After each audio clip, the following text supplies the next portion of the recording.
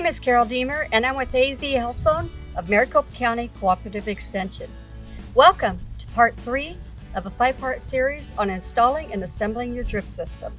Last session, we added on a pressure reducer to the timer and our polytubing leading all the way out to the garden. So today, here we are at the garden bed, and we're going to be adding on an elbow, a shutoff valve, some hose clamps, and another elbow. So let's get started.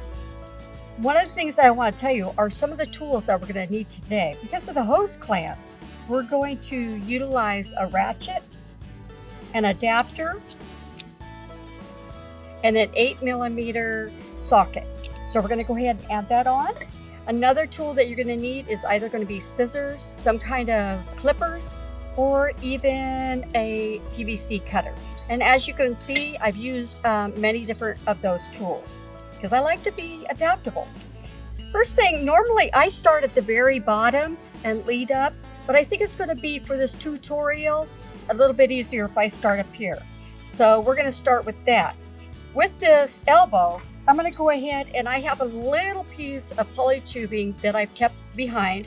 I'm going to go ahead and add that on right here so that it's going to fit exactly right here.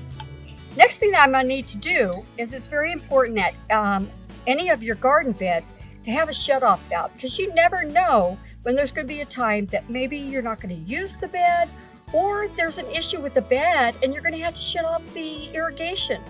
The problem is you don't want the irrigation off to all of your beds. This allows you to shut off just this bed. Meanwhile, you can change some of your tubing.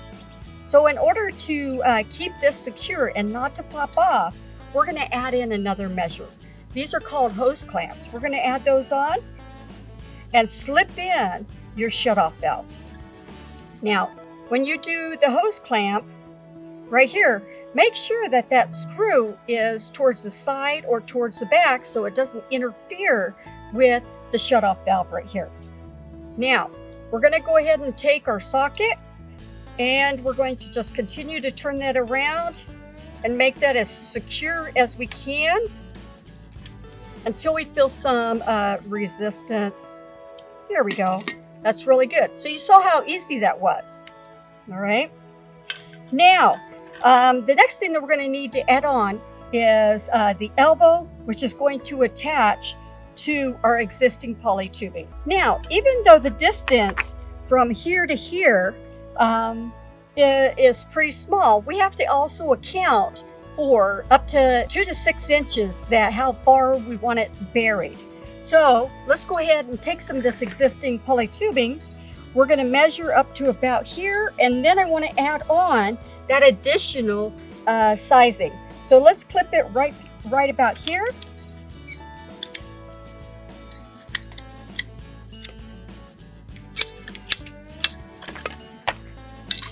First thing we're going to do, let's go ahead and attach it here to the existing polytubing. And then we're going to go ahead, don't forget to add in your hose piece. We're going to add that in. And again, have that up as close as you can to this part right here. And let's tighten it up.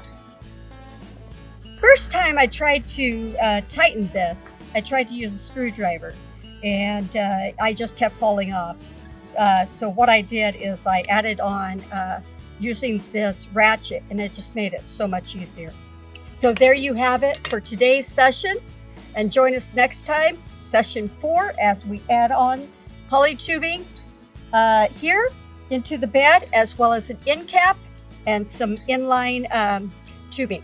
Thank you again for joining us today.